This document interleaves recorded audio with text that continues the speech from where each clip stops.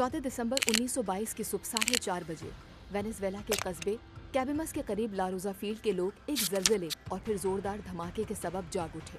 इब्तिदा में ख्याल किया गया कि ये धमाका उन गैर मुल्की कंपनियों का काम है जो जमीन में गहरे गड्ढे खोद रही थीं। मगर जब लोग घरों से बाहर निकले तो मंजर बिल्कुल मुख्तलिफ था। आसमान से पानी नहीं बल्कि काले रंग का गाढ़ा माया बरस रहा था। जमीन पर 40 मीटर ऊंचा तेल का चश्मा उगल रहा था। ये वो लम्हा था जिसने वेनेजुएला की तारीख बदल दी। तेल कंपनी शेल के मुलाजमीन को उस चश्मे को काबू में करने में 10 दिन लगे। उस दौरान 10 लाख बैरल खाम तेल जाया हुआ। मगर दुनिया को पता चल गया कि वेनेजुएला की जमीन में काला सोना छुपा है। ये कुआं बैरोसो 2 कहलाया।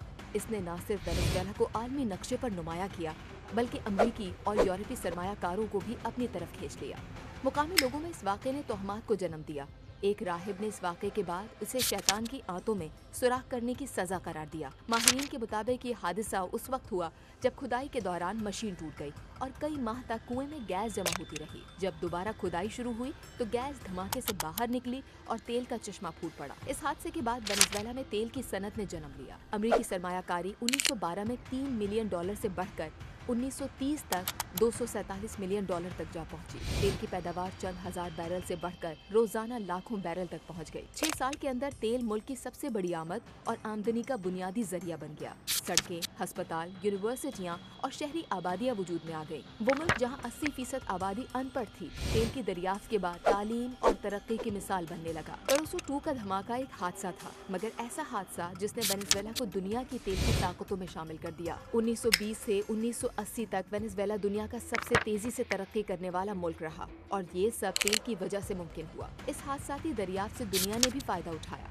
वेनेजुएला की तेल इंडस्ट्री ने दूसरी जंग अजीम के आगाज के बाद बरतानिया, अमेरिका और इत्तेहादियों को जंग में इस्तेमाल होने वाला 60% तेल फराहम किया। कहा जाता है कि वेनेजुएला के तेल के बगैर नाज़ी जर्मनी के खिलाफ जंग जीतने के लिए इत्तेहादियों को ज्यादा इंसानी जानें देना पड़ती, ज्यादा वक्त और वसाइल लगते।